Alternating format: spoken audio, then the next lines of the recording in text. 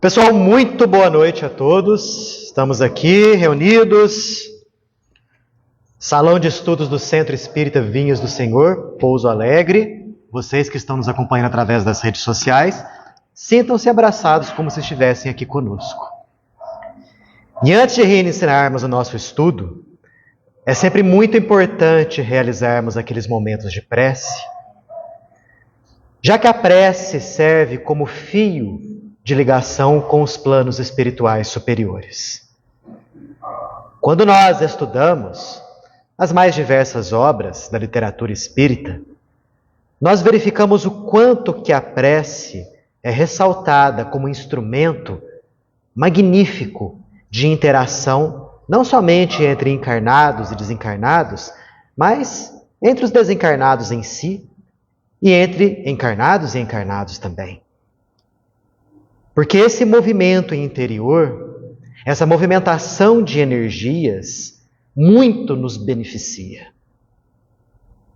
É sempre muito importante nós iniciarmos de início em processo de agradecimento ao nosso Criador, Deus, por nos ter colocado nesse instante em que agora nos encontramos.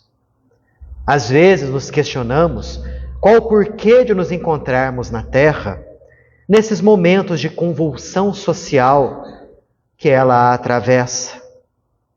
E a resposta é muito simples. Deus nos colocou aqui por amor, para que aprendamos, para que evoluamos, para que possamos crescer fortes, firmes, rumo ao nosso crescimento, progresso, evolução espiritual. Nesse agradecimento, nós também temos que ter, relacionado ao nosso corpo, relacionado à nossa família, relacionado à nossa saúde, enfim, tudo aquilo que constitui a nós, personalidade humana. Porque nós sabemos que o instrumento do qual nós somos possuidores no agora é a bênção que o mais alto nos concede, para que as lições possam ser muito bem aproveitadas e assim possamos evoluir. Que tenhamos a disciplina necessária, a perseverança, para que, unindo o nosso coração com aquilo que vem do mais alto, possamos caminhar resolutamente a regiões interiores de maior paz, harmonia e felicidade. Paz e luz a todos, que assim seja.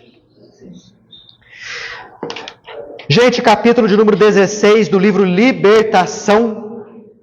Aqui nós vamos ter uma lição hoje extremamente importante para todos aqueles que mourejam no campo da doutrina espírita.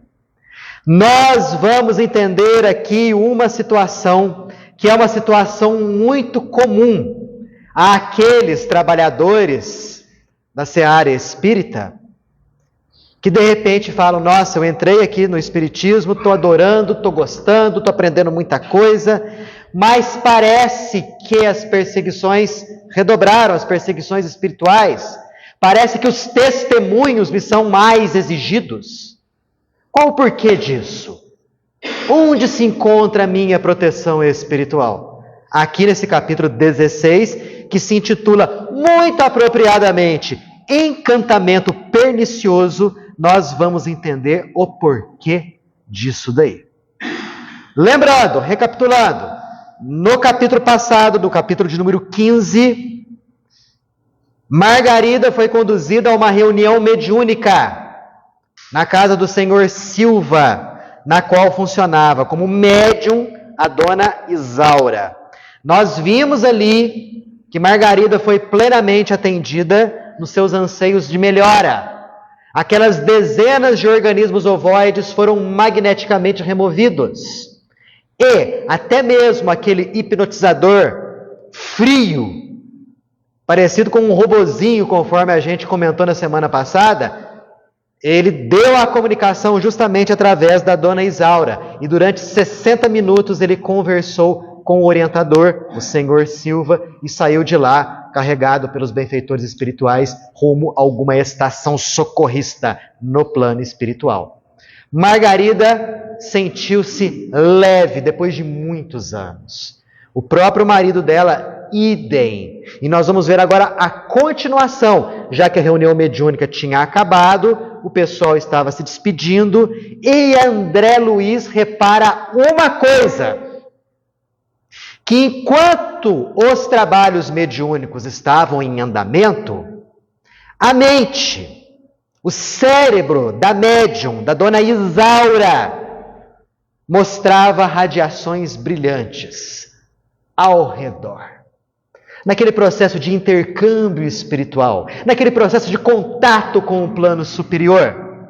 Mas, tão logo o trabalho se encerrou, como que por um passe de mágica, aquelas irradiações luminosas foram substituídas por uma energia escura, densa, que tomou conta da região mental e até da região cerebral da médium. André Luiz até repara, é como se uma lâmpada tivesse ali se apagado. E ele achou aquilo lá impressionante. Poxa, como que isso aconteceu? Até agora há pouco ela estava lá brilhante. De repente acabou a reunião, tchum, parece que uma lâmpada foi desligada. Ela ficou com irradiações escuras emanadas da sua mente. Aí André procura o diretor espiritual do trabalho, Sidônio, e fala assim: meu amigo, explica esse negócio aí, o que está acontecendo? E Sidônio fala: olha, ela se encontra agora debaixo de verdadeira tempestade de fluidos maléficos, fluidos esses que estão desferidos por entidades ignorantes, inimigas da causa. Prestemos atenção aqui. Ela estava ainda no recinto, que era a casa dela, aliás, a reunião mediúnica funcionava na casa dela, né? Mas acabou a reunião, ela se viu alvo de entidades ignorantes, de fluidos densos, desequilibrantes. E Sidônio continua. Enquanto ela se achava aqui sob a nossa influência, ela estava muito bem. Porque o médium, no trabalho, ele dá e ele recebe. Ela aqui, como médium, era uma captadora das forças dos assistentes. Ela funcionava como um dínamo, produtor de energias de mais alto nível, que ajudava aqueles irmãos necessitados. E ela também, por sua vez, além de doar, ela recebia as energias benfeitoras do nosso plano, enquanto a reunião mediúnica estava em processamento. Tão logo a reunião acabou, ela voltava às tristes condições a que se relegou. Estranho isso, né? E André fala: poxa, mas espera aí, não existe nenhum recurso, nada que a gente possa fazer para poder ajudá-la? E Sidônio fala: claro que tem. Tanto tem que até agora ela só não sucumbiu a esse processo porque a gente aqui está ajudando. Porque é muito interessante que nós tenhamos prudência na atividade do bem. E ele faz uma comparação muito interessante aqui. É como se essa médium, uma iniciante nos trabalhos do bem, fosse uma plantinha tenra. E que se recursos mais enérgicos talvez fossem aplicados, essa plantinha tenra fosse sucumbir. Então havia necessidade de muita cautela, sem humilhá-la e sem feri-la. Nossa irmã é valorosa cooperadora, tem qualidades apreciáveis. Porém, qual foi o problema dela? Qual era o problema dela? Por que que os benfeitores espirituais, aliás, os malfeitores espirituais, estavam agindo nela à distância?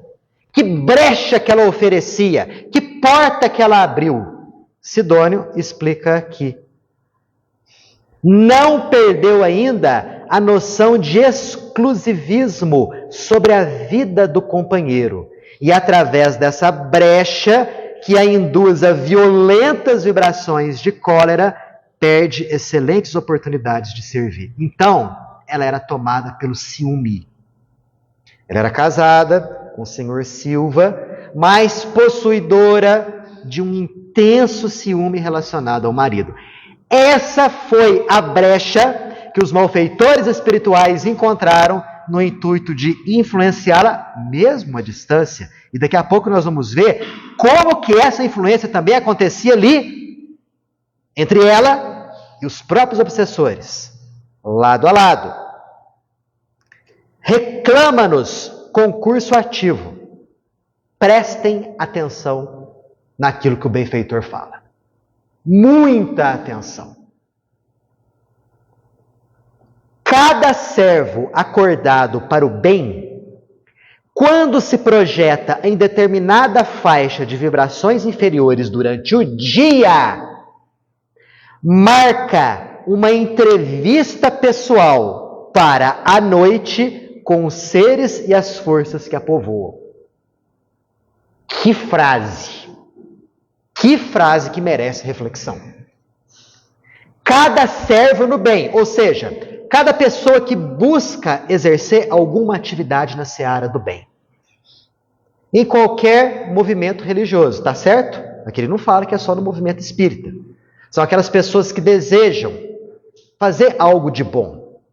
Se essa pessoa que está desejando fazer algo de bom, de repente, durante o dia, cai vibratoriamente numa faixa inferior de vibrações, durante o dia, quase sempre durante a noite, quando essa pessoa sai do corpo, ela marca encontro com seres espirituais que vibram naquela mesma faixa.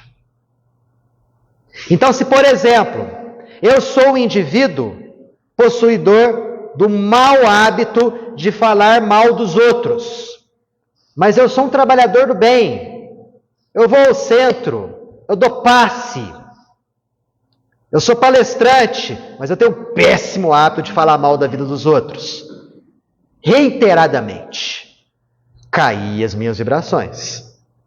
Quando eu saio do meu corpo à noite, quase sempre eu vou me encontrar com espíritos que detêm o mesmo tipo de mau hábito, ou que aproveitam esse meu vício no intuito de me desequilibrar. Então eu marco um encontro com essas forças. Olha a importância do orai e do vigiai. Jesus sabia o que estava falando. E Sidônio continua, dizendo o seguinte: quando a criatura é vulgar, o que ele está dizendo aqui? O que é vulgar? Quando a gente fala assim, nossa, fulano é vulgar, a gente tem uma visão assim meio que distorcida, meio que para o campo sexual. Aqui, a vulgaridade aqui é num outro sentido. Quando a criatura é comum, entendeu? A palavra vulgar vem de vulgo, mas isso é comum. Aquela pessoa que talvez não se dedica ao bem, aquela pessoa que não quer melhorar, aquela pessoa cujos pensamentos estão mais voltados para a matéria, é aquela pessoa que vive instintivamente, mais para o instinto do que para o espírito, que só pensa talvez em ganhar o dinheiro, em beber alguma coisa, em se alimentar, em ter os atos sexuais, enfim, a mente voltada só para a terra. Essas pessoas, que são as pessoas comuns, os malfeitores não dão a mínima bola para essas pessoas. E óbvio que não deveriam dar.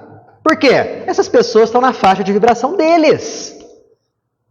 Essas pessoas não interessam para eles. Quem que eles vão perseguir? Logo que demonstre propósitos de sublimação. Ou seja, a pessoa de repente para e pensa, não posso levar minha vida mais desse jeito. Eu não posso ser comum assim. A vida tem que ter um outro objetivo maior. Aí a pessoa começa a se dedicar a bons estudos, boas companhias, boas conversas. Começa a se envolver com a prática do bem. E quando eu falo envolver com a prática do bem, não é que a pessoa vai fundar uma instituição de caridade que vai atender centenas de pessoas. Não. Eu estou falando assim, o envolvimento mesmo pequeno na prática do bem. Qualquer que seja. O que acontece? Apura-se-lhe o tom vibratório. As energias dessas pessoas mudam. De energias densas, que era o comum dela, elas começam a vibrar positivamente. E isso atrai a atenção de quem? E é naturalmente perseguida por quem se refugia na inveja ou na rebelião silenciosa, visto não conformar-se com o progresso alheio. Estão vendo? Essa é a luta. Qual que é a última frase do Pai Nosso? Não nos deixeis cair em tentação, mas livrai-nos do mal. Quando a gente fala assim, mais livrai-nos do mal, qual que é a ideia mais comum que a gente tem? Blinda meu corpo, não deixa que nada de ruim aconteça comigo, nada que é de fora pode me prejudicar, nada de ruim vai me acontecer. Aí você começa a perceber algumas coisas meio, entre aspas, incoerentes. Poxa, Jesus ensinou o Pai Nosso, talvez diretamente para os seus discípulos, os 12 discípulos ali. E talvez para os 70 que o seguiam também com maior assiduidade. Né? Mas como que os discípulos passaram a sua vida depois que Jesus desencarnou e voltou para o plano espiritual? Nenhum mal aconteceu com eles? Nenhuma perseguição? Todos morreram de morte violenta. É a exceção de João, que morreu quase centenário. Um lá morreu decapitado, o outro apedrejado, o outro tiraram a pele viva, entendeu? Sabe, crucificado de cabeça para baixo, o outro crucificado naquela cruz que é chamada de cruz de Santo André, porque André foi crucificado desse jeito mesmo, que é a cruz, e por aí vai. Aí você fala, nossa, mas peraí, são os discípulos mais próximos de Jesus? Cadê o livrai-nos do mal? Amém. Jesus estava falando não do mal externo, mas do mal interno. Que o mal interno é que nos prejudica, não o mal externo. É nesse sentido que ele estava falando. Tanto que ele fala, não deixeis cair em tentação. A tentação não é uma força que vem de fora para dentro. A tentação é algo que a pessoa desenvolve em si. Era nesse sentido que ele estava falando. Não do externo, mas do interior. Então vocês estão vendo como que a luta é.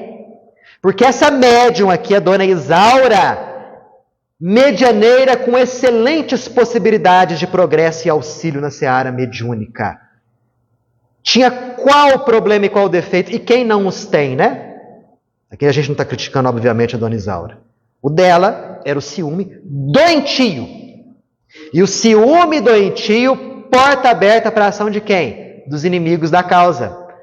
Porque observavam nela aquela luzinha acesa. Opa, essa daí está se destacando. Está fazendo alguma coisa boa, né? Vamos dar um jeito de prejudicar. Até aqui, comentários? Perguntas?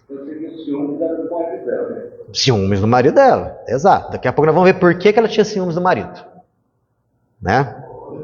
Oi. No caso aí, por exemplo, você parece que fica estreito, então, de quem deve ter qual é o objetivo em cima? É estranho, né? Porque como se você tivesse algo que é dado por mal, como seria obsessão. Porque ela era obsediada. Se ela não era obsediada, ela era obsediada. Ela só ficava momentaneamente fora da faixa da obsessão quando ela atuava como médium. Fora da faixa como médium, ela se deixava envolver pelo ciúme, e o ciúme é a força desequilibrante através da qual os espíritos inimigos da causa agiam. Mas por que ela tinha ciúme? É um trauma? Aqui não fala trauma de criança. Aqui a gente não entra muito nesse assunto aqui.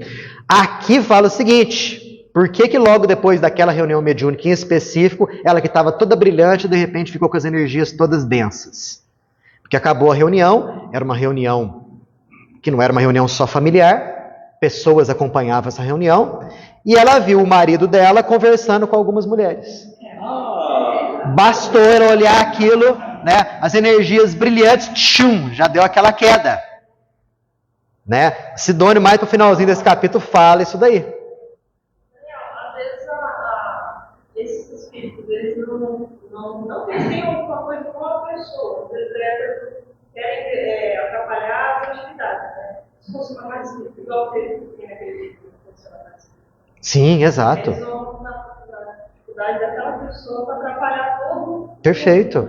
E é o que vai acontecer, o que está acontecendo aqui com a dona Isaura. Às vezes o negócio não é pessoal. Não é aquele obsessor, eu prejudiquei aquele obsessor em vidas passadas. Não, são inimigos da causa. E às vezes também são indivíduos que se dedicam a essa ação por puro despeito, por pura inveja. De que tipo? Eu estou sofrendo e eu quero ver aquela pessoa sofrendo tanto quanto eu. Então, o objetivo da obsessão são vários. Esses 3 aí são os mais destacados. A coisa pessoal, que é o mais comum, os inimigos da causa e simplesmente fazer o mal pelo prazer de fazer o mal. São os 3 principais aí. Oi.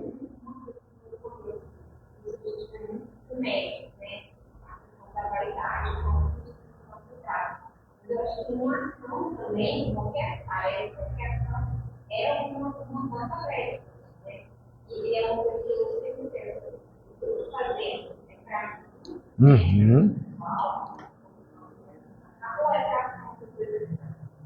Eu tenho sempre me questionar isso. Eu estou fazer algo para ação. Qual é a ação? Eu acho que qualquer ação a gente consegue equilibrar isso. Eu acho que a nossa vaidade não é só como médico, eu acho que de uma forma geral. Exatamente. Porque a gente, como nós somos, de modo geral, espíritos ainda com uma autoestima muito baixa, quando a gente encontra uma oportunidade de fazer alguma coisa que nos destaca de algum modo, a gente logo incha. É a tal da vaidade. E é ali que eles agem muito bem. Em qualquer atividade do bem, você disse muito bem, Ângelo, não somente na área mediúnica. Então, quando a gente despersonaliza a atividade, a gente se preserva um pouco dos malefícios da vaidade. Se despersonaliza. Por quê? Porque aquela tarefa não é minha.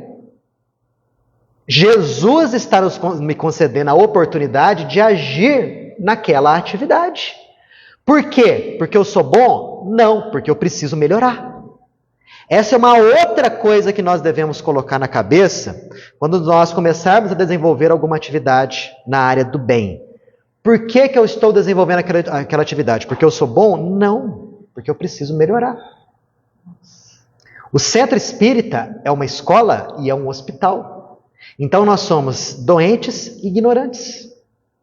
Todos nós, sob o ponto de vista espiritual.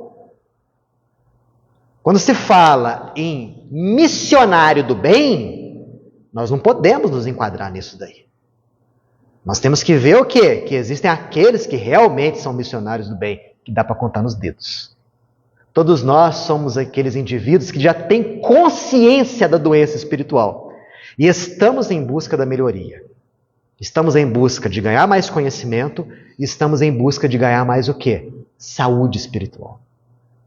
Essa é a nossa estatura. E se a gente tiver esse tipo de pensamento, como você falou muito bem, a gente vai se preservar muito de quedas e de escorregões como esse. Sim. O processo obsessivo nem sempre tem características pessoais. Nem sempre.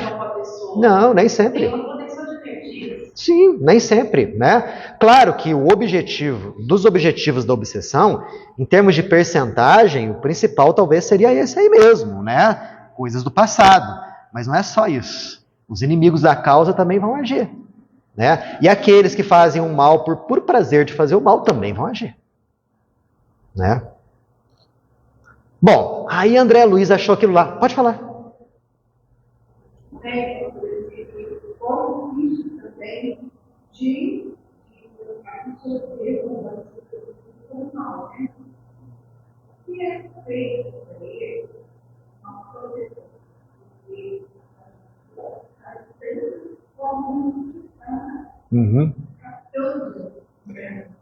Boa pergunta, Esse médium aí desfruta de alguma proteção espiritual? Podemos ter certeza. A gente vai ver qual que vai ser a ação do Sidônio, que é o mentor espiritual daquela reunião, no que diz respeito a esse caso da Dona Isaura, que era a médium principal do grupo. A gente vai ver como que eles agem. Como que é a tal da proteção espiritual aqui. Que é um pouquinho diferente daquilo que a gente pensa. É um pouquinho diferente. Passa muito pelo quê? Pela própria postura que o médium vai desenvolver ao longo da sua vida. Passa essencialmente por isso daí. Daqui a pouco a gente vai ver, o André Luiz até se assusta. O André Luiz ficou interessado naquele caso. Nossa, olha só que interessante, uma médium que de repente está caindo ali em obsessão. O que ele pensa? Eu vou querer acompanhar esse caso. Aí ele fala para o Gúbio, o caso é esse, eu posso ficar aqui um pouquinho para poder acompanhar? O Gubo falou assim, não, tá tranquilo, fica aí, tá? Acompanha o caso, mas amanhã cedo você volta lá comigo. Aí o Gubo foi embora, junto com a Margarida, com o esposo dela, que é o Gabriel e tal, mas aí André Luiz ficou lá com o Sidônio, que é o diretor espiritual, e André Luiz só nas perguntas lá, né? Nosso grupo retirou-se conduzindo a doente, Margarida, e o esposo infinitamente satisfeitos. Alcançaram ali aquilo que queriam acontecer. Alcançar, né? Por enquanto, olha o que Sidônio fala. Essa casa está sob a guarda dos nossos processos de vigilância. Então ele falou o seguinte, aqui, não sei se você está vendo aqui, André, não tem nenhum espírito baderneiro, não tem nenhum espírito envolvido com o mal. Porque essa casa tem a sua proteção espiritual. Mas, Dona Isaura, ela, por si só, tão logo ela saia do corpo, através do sono físico, ela já vai em busca do obsessor. Gente, ela está indo em busca do obsessor, e não o oposto. E não deu outra. Depois de umas 2 horas, mais ou menos, né, já aparece o senhor Silva, alegremente acenando ali, todo iluminado, né? Aí Sidônio chama um trabalhador, acompanha o senhor Silva para uma reunião de estudos, para uma excursão de estudos. Aí o Silva fala, nossa, bem que eu tentei fazer com que Isaura me acompanhasse, mas ela parece que não está querendo. Aí o Sidônio fala, esquenta com ela não. Talvez agora não esteja preparada para receber as lições. Mas vai por sua vez. Aí o senhor Silva, meio entristecido, foi. Saiu. Ele não era o problema era a mulher, a Dona Isaura. Dali a pouco ela aparece, né? Saída já do corpo, perispírito denso, sem enxergar os trabalhadores do bem. E como que hipnotizada por uma ideia fixa. Sidônio até tentou dirigir algumas palavras amigáveis para ela. Ela não ouviu. Embora captasse a presença dos benfeitores ali. Não estava enxergando, mas estava captando. Sidônio até tentou colocar a mão na testa dela para transmitir alguma intuição. E ela se desvencilhou. E saiu correndo. Olha que atitude inusitada. Ela tinha um relacionamento com esse obsessor. Há poucas horas atrás, não fala nada aqui, o relacionamento aqui é só no mal mesmo. Aqui não entra nesse detalhe. Poucas horas atrás ela estava toda iluminada, servindo-se de médium. Agora ela estava no extremo oposto. Que coisa, gente. Olha o quanto que o equilíbrio espiritual é uma coisa difícil de se conquistar. Às vezes a gente vê um indivíduo trabalhando como médium ali, eu trabalho como médium há 20 anos, tal, né? O indivíduo às vezes se coloca dessa maneira, né? E se crê superior. Gente, ele é só um instrumento. O fato dele ser médium significa que ele ganhou um instrumento de trabalho. Não é porque ele é superior, não. Boa parte das mediunidades são mediunidades de prova. Raras são as mediunidades, que são aquelas mediunidades missionárias, que são aqueles indivíduos que, devido ao apuro espiritual, ao crescimento espiritual, naturalmente desenvolveram faculdades mediúnicas. Para esses, o desenvolvimento da mediunidade é simples, tranquilo, sereno. O que não é a média comum. Na média comum, o médico está se desenvolvendo, começa com obsessão, e enxergando espírito feio, e ouvindo coisa ruim, e totalmente desequilibrado. Por quê? Porque ele recebeu uma sensibilidade espiritual extemporânea que não se coadunava com o seu nível espiritual. Então ele ficou desequilibrado. Começou a captar um tanto de coisa ruim, porque o nível moral dele está aqui, ó. Aí ele vai ter que se esforçar moralmente a fim de sair dessa faixa de desequilíbrio. Boa parte dos médiuns é assim. E ponto final. Tá ok? Comentários, perguntas, dúvidas? Então vamos lá. Vamos ver para onde ela se dirigiu, né?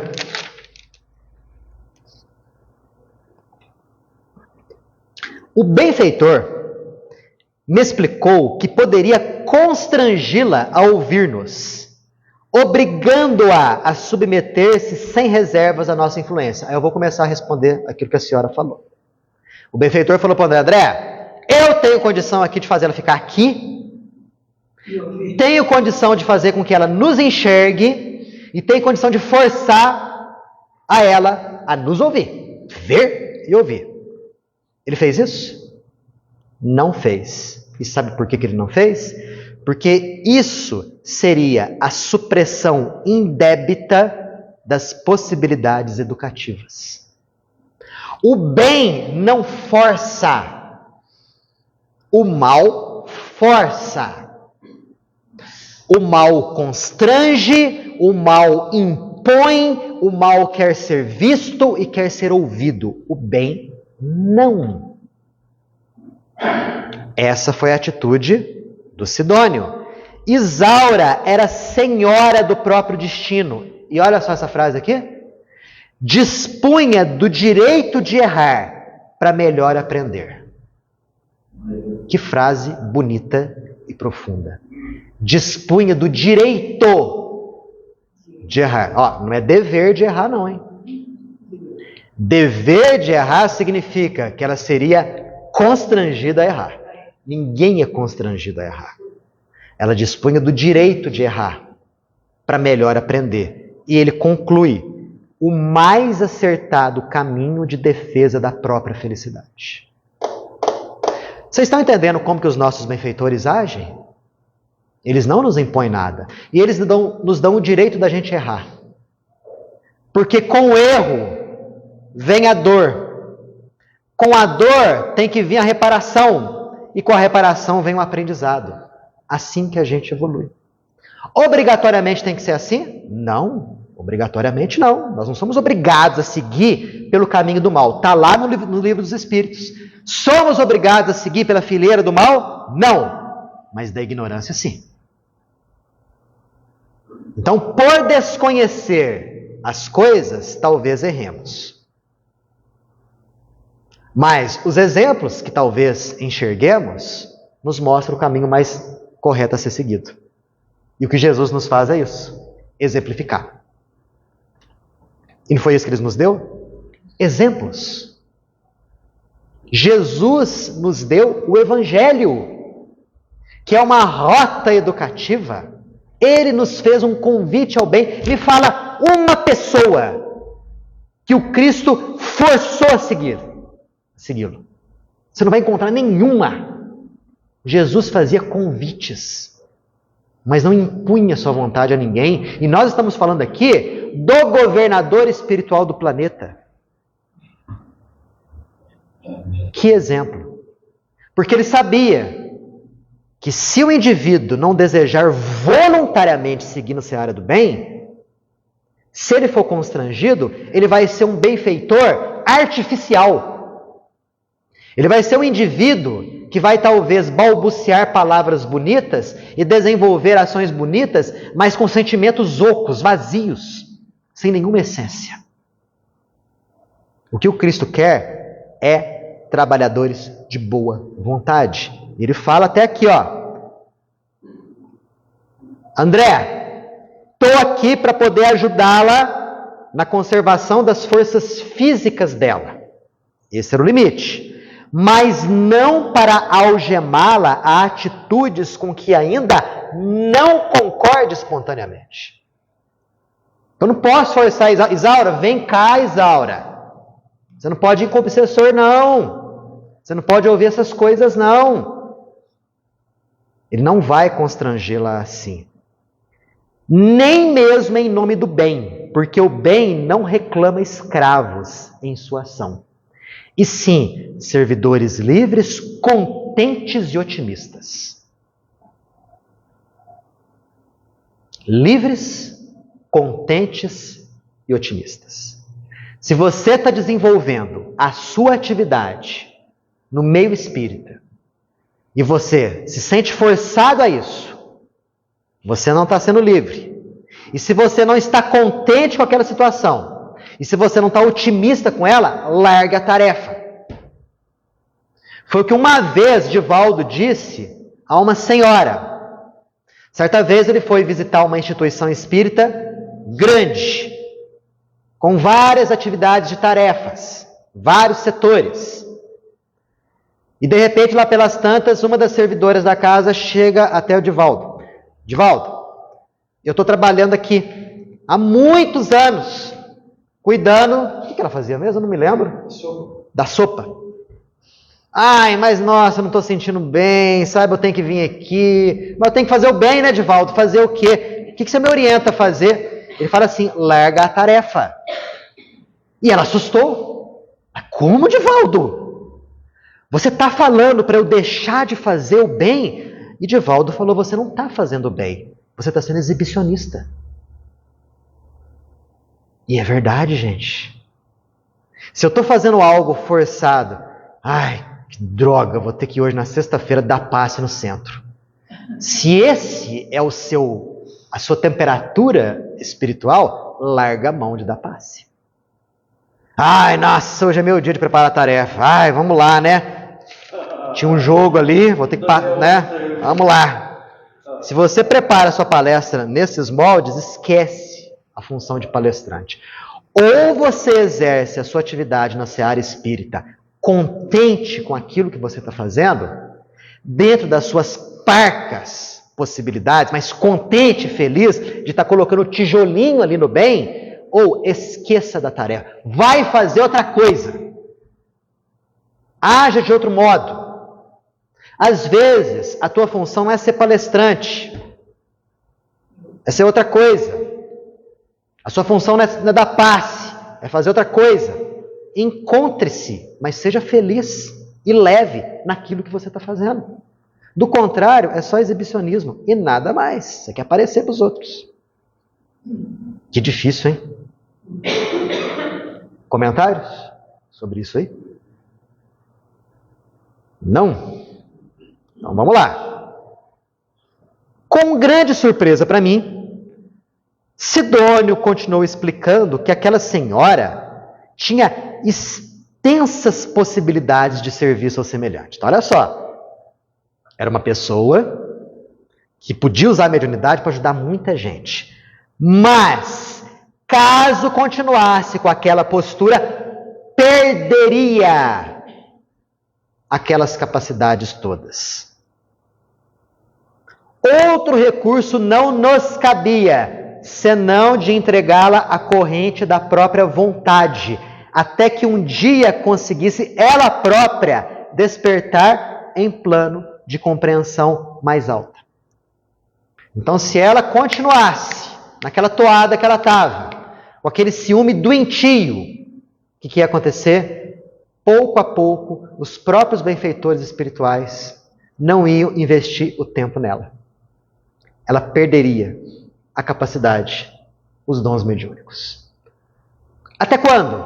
Até ela aprender a lição, cair em si e compreender o que estava fazendo. E ela não era nenhuma pessoa ignorante. Sidônio fala aqui, olha o que ele fala. Ela sabia que o marido não lhe era propriedade exclusiva. Sabia que o ciúme tresloucado só poderia conduzi-la a situação perigosa espiritual. Não ignorava que a palavra de Jesus exortava os aprendizes ao amor, ao perdão. Ou seja, sabia tudo. E não é o que a gente sabe.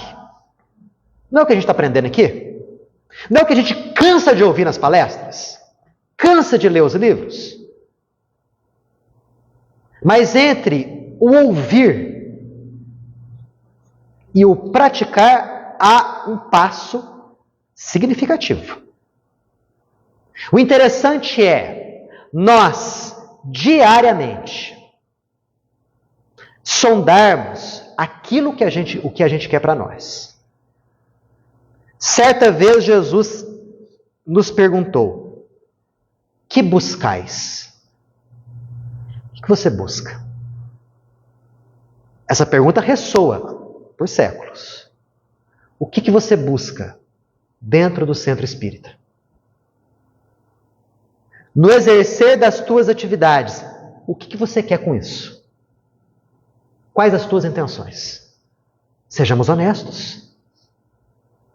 Qual que é a tua intenção em desenvolver aquela atividade na casa? Por mais simples que seja. Se a resposta for evoluir, aprender, melhorar, crescer, resposta certa. Continue, melhore, se aprimore, seja feliz. Agora, se a resposta não for essa, é melhor repensar o que você tem feito. Melhor repensar. Porque se as intenções forem outras, nós não vamos ser bons servidores, não. Muito pelo contrário. Talvez sejamos motivo de pedra no caminho de alguns. Não é outro motivo que leva, de repente, um indivíduo que está há 30 anos no meio espírita, de repente abandonar o espiritismo e se envolver com outra religião. Aí você para e pensa, nossa, mas peraí, 3 décadas no centro espírita, ouvindo um tanto de coisa boa, desenvolvendo tarefas, atividades, de repente largou, foi fazer outra coisa, virou outra religião, qualquer que seja. Qual o porquê disso? Aí é a famosa frase, já batida, né? A pessoa entrou no espiritismo, mas o espiritismo não entrou na pessoa. Não viveu, não buscou se esforçar mediante aquilo que ela aprendeu.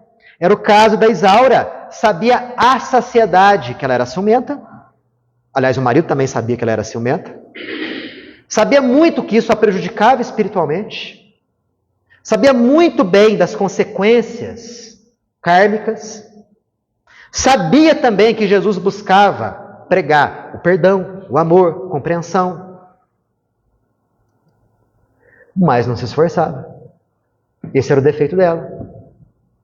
Talvez o nosso seja parecido. Talvez o nosso seja outro. Mas é importante identificar qual é o nosso defeito principal. Sabe por quê? Porque os inimigos da causa sabem. Às vezes você não sabe. Mas eles sabem. Eles são muito treinados a isso.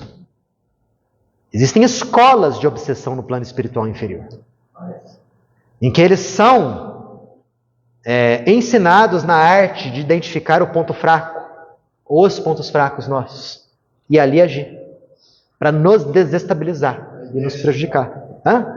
Muito bem, a ideia central.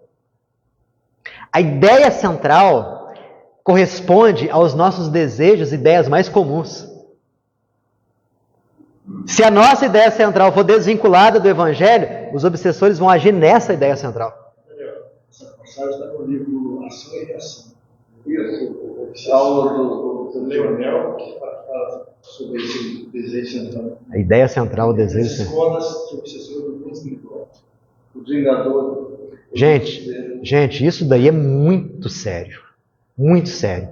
Porque é uma verdadeira batalha espiritual. Me lembro de Paulo de Tarso falando, né, que a nossa batalha não era, mais ou menos esse é o sentido, não era contra as coisas desse mundo, mas contra as potestades, os espíritos das trevas e algo nesse sentido. O que Paulo de Tarso estava falando? Que a batalha é espiritual. A batalha não é material. A batalha não é lutar com o outro. Né? O tal do Armagedon, que é onde se vai dar a batalha do bem contra o mal, acontece diuturnamente no interior de todos nós. Existe esse campo de batalha. Às vezes a gente ganha, às vezes a gente perde. Daí a importância de identificar qual que é a nossa fraqueza principal, porque a gente tem. Invista nela. Em que sentido investir nela? Não é deixar a coisa correr solta. Aceite que você é fraco naquele ponto. É o primeiro passo. Aceite que você tem problema. Aceite que você precisa de ajuda. Que você tem aquela dificuldade. Que você é fraco naquilo. Porque o primeiro passo para a vitória é saber reconhecer aonde que está a fraqueza. Não nos colocar como iluminados de geração espontânea. Porque não existe. A partir do momento que você aceita a dificuldade que você tem, é o primeiro passo para você vencer aquela dificuldade. Daí a importância. Conhece-te a ti mesmo. Veja quais são as suas reações mais comuns no dia a dia, porque vocês não vão ter oportunidade de reconhecer isso aqui no centro. Porque aqui no centro, nós estamos irmanados no mesmo ideal, focando nos mesmos objetivos. Aqui a gente se esforça para fazer, de oferecer a melhor face nossa. Lá fora, não. Lá fora você vai ter contato com situações e com pessoas que você não tem aqui dentro. E lá, a tua verdadeira face vai se mostrar. Que são as tuas, nem tanto as ações, mas as tuas reações frente àquilo que vai até você. Esse é o conhece-te a ti mesmo. É ali que a gente percebe, nossa, como eu sou vaidoso. Gente, como que eu sou arrogante. Nossa, como eu sou desequilibrado na área da comida. Rapaz, eu preciso melhorar meus pensamentos sob o ponto de vista sexual, tá difícil. Como eu aceito fácil as coisas. Quer dizer, através das circunstâncias que você vive, olha que maravilha.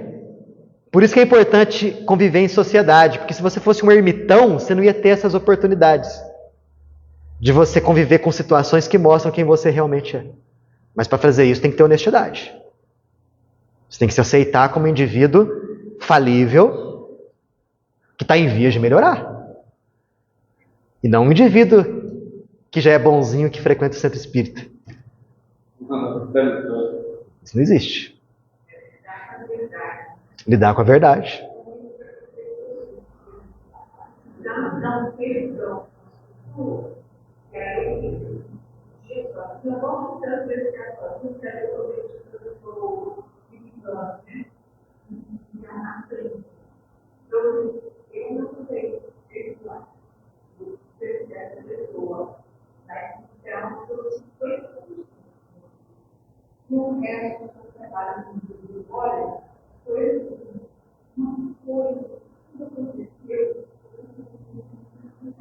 Aí, ó.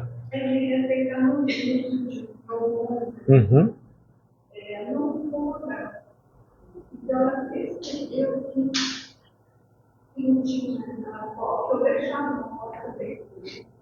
Quando uma vez Jesus nos disse o seguinte, né? A respeito da fé que move montanhas, outra linguagem simbólica. Onde você já se viu uma montanha ser transportada? Não existe. A montanha ali é o símbolo das nossas dificuldades. É o símbolo dos nossos desafios. Então, quando a gente tem a fé, que é isso que a senhora falou, ou seja, a vontade de caminhar no bem, a resposta vem. Não adianta rezar para ganhar na Mega Sena, porque isso daí não é uma fé no bem. Fala assim, eu quero ganhar na Mega Sena, mas eu quero ser bom, eu quero fazer caridade. Gente, não é. Tá? A caridade vai ficar para segundo plano. Né? Agora, quando a gente verifica que, olha, eu tenho essa dificuldade, meu Deus me ajuda a superar essa dificuldade, a resposta vem. Exatamente. Não vai ser fácil. Não vai ser fácil. Né? Me ajuda porque o desafio é grande. Mas a gente vai ter a intuição necessária. A gente vai ter a energia necessária para poder alavancar o nosso crescimento ali, naquela dificuldade, naquele problema. Os bons espíritos nos ajudam sim, desde que a gente tenha objetivos espirituais. Ok? Mas eles não nos ajudam nas questões materiais? Sim, quando eles julgam necessário. Está lá no livro dos médiuns, no livro dos espíritos, aliás, esse tipo de situação. Ok? Daniel, fala. Interessante da Mega Sena. Eu sei que mas a gente tem que jogar. Exato. Não é só rezar, tem que jogar também, né? Ok? Você dá uns números pra gente aí, Jogar os números da Mega Sena. Gente, semana que vem, não vai dar tempo. Semana que vem nós vamos ver a conversinha que a Isaura teve com os 2 obsessores. Olha, esse capítulo é muito bom, porque ele vai mostrar qual é a ação do obsessor em nós. Que normalmente, aqueles mais, vamos dizer assim, inteligentes, eles não chegam chutando a porta. Eles chegam de um jeito, André Luiz até fala aqui, ó. Abeiraram-se dela, amistosos e macios. Aí você fala assim, nossa, mas os espíritos benfeitores são amistosos e macios? Né? Ali são 2 obsessores. Então eles vão lançar algumas ideias lá e vocês vão perceber a tática deles. É impressionante. Deve ter usado aquela... Passa o melzinho na boca. Começa por aí. Começa com um coitadinho. Eu sei o tanto que você sofre. Eu sei o tanto que fazem mal para você. Nós somos solidários com a tua dor. E por aí vai. Ali abre a porta. Abriu a porta, um abraço. Nós vamos ver como que a Isaura foi facilmente envolvida nisso aí. Culpa dela. Porque ela que abriu as condições para isso acontecer. Ok? Semana que vem a gente continua isso daí.